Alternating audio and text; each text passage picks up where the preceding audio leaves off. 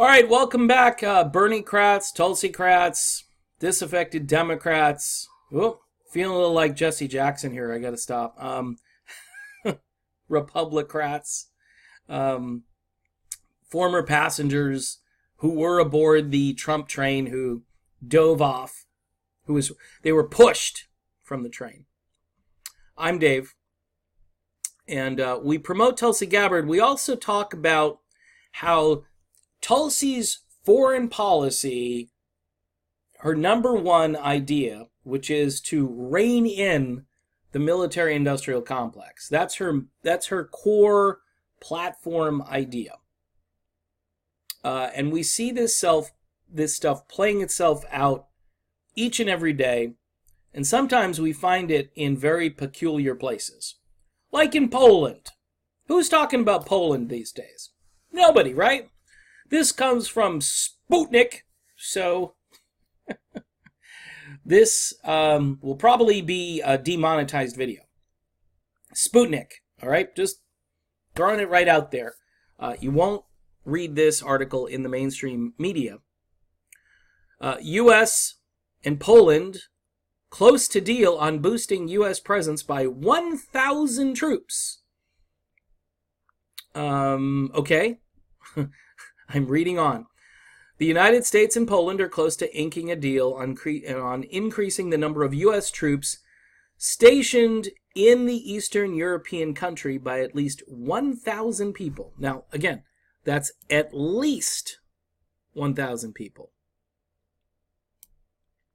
On Friday, the Financial Times reported, citing people familiar with the matter, that the agreement might be signed during Polish President Andrzej Duda and his visit to the United States planned for June 12th.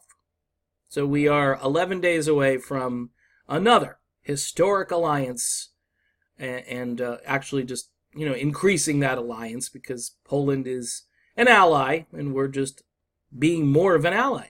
That's what we're doing. We're sending 1,000 troops. The outlet added that the move would be accompanied by enhancing the capabilities of the forces. That might mean more military hardware and more advanced military hardware. Oh, adding a special forces unit. So we're sending special forces over. And a joint training site. Man, jobs in the military, you can get them. You want a job, you can be employed by the United States military.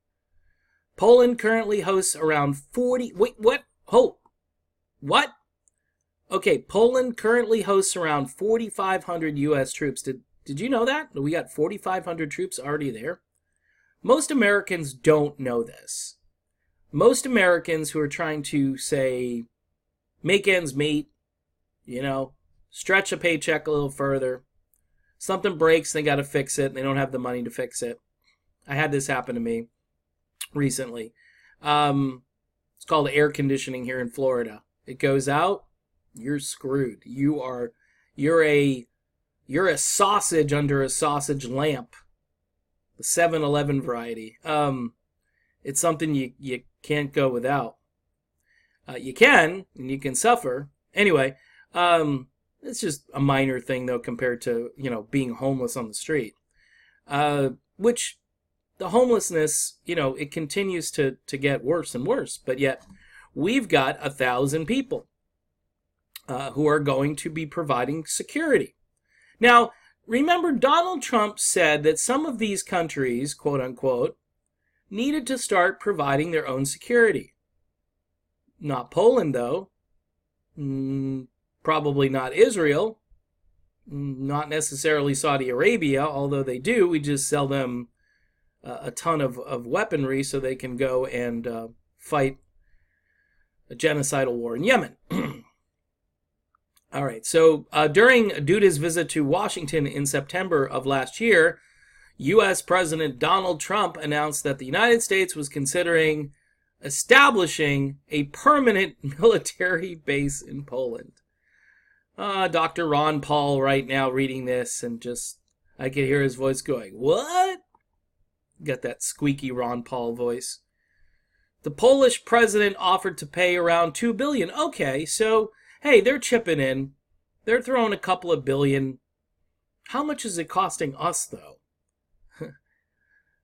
It's $2 billion of the total costs. And get this. This is the icing on the cake here. And suggested that the base be named Fort Trump. Oh, you got to have a little fun with this, people, because if you don't have some fun, your head's just going to explode. Fort Trump, where are you stationed at? I'm going to Fort Trump. It's going to be great. We're going to have a great time at Fort Trump. Western politicians, especially those from the Baltic states and Poland, have repeatedly stated that Russia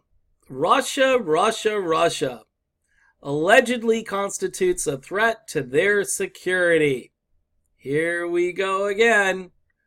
Throwing a little Ronald Reagan at you. At the same time, Russia has repeatedly stressed that it will never attack any NATO country. And by the way, wasn't Trump a little fed up with NATO? I don't know. According to Russian Foreign Minister Sergei Lavrov, NATO is well aware of the absence of Moscow's plans to attack anyone. They're aware that they won't attack anyone, and simply uses the alleged threat as a pretext to deploy more equipment and troops near Russia's borders. Tulsi Gabbard's foreign policy in real time. Incredible. Every single time. And where is this in the media? Nowhere. Nowhere to be found. It's on Sputnik. And that is problematic because it's on Sputnik. Just another, hey, remember Trump said, hey, some of these countries, they need to start providing their own security, except for Poland, except for Israel. We already got 4,500. Let's add another 1,000 and build a permanent military base and call it Fort Trump. Fort Trump, ladies and gentlemen. I'm serious. This is, look, if you're not a Tulsi fan, if you're not a Bernie fan, I get that. I get it to some degree. But if we don't turn this stuff around, there's never going to be money for the things that American people truly need. The kind of populism that can truly make a difference in people's lives, you're never going to see it. Because this thing just gets bigger and bigger. The Founding Fathers, who believed in no interventions, they just didn't believe in this stuff. And yet, we're exporting our military hardware, our military technology all over the place. And most people are like, yeah, I like Poland. They're a great country. So if you like Poland and they're a great country and they're really not under attack, and, you know, I don't think Russia is going to attack, but just having this presence there, it's more security. It sends a message to Vladimir Putin. And of course, Trump needs to keep sending those messages because the media each day continues to beat up on Trump, and they keep the Russian collusion thing going, even though there's nothing there. But Russia, you know, being the topic of everyone's conversation, are the ones that more or less take the beating here as usual. They're basically used as a prop, as a pretext for more interventions. And again, Trump showing that he likes to sort of be in the midst of things here with Russia. He's trying to show the media that, hey, look, I'm not, I'm not a patsy. I will not roll over. I am not a friend of Russia. I am not a fan of Putin. And I'm just going to beef up our presence over in Poland and show everybody in the media really who's boss. And they'll see this and they'll stop doing their Russian collusion narrative. Ha! That's funny because it ain't going to happen. All right, so there you go from Sputnik. Another reason Tulsi Gabbard is spot on with her foreign policy. And it's a reason Bernie Sanders needs to talk more about this because We got no business being in Poland. We got no business sending another 1,000 over there and building a military base and calling it Fort Trump. Come on. Come on, this could be the Onion. We can't do this anymore. We're done. Americans need help. All right, see you soon.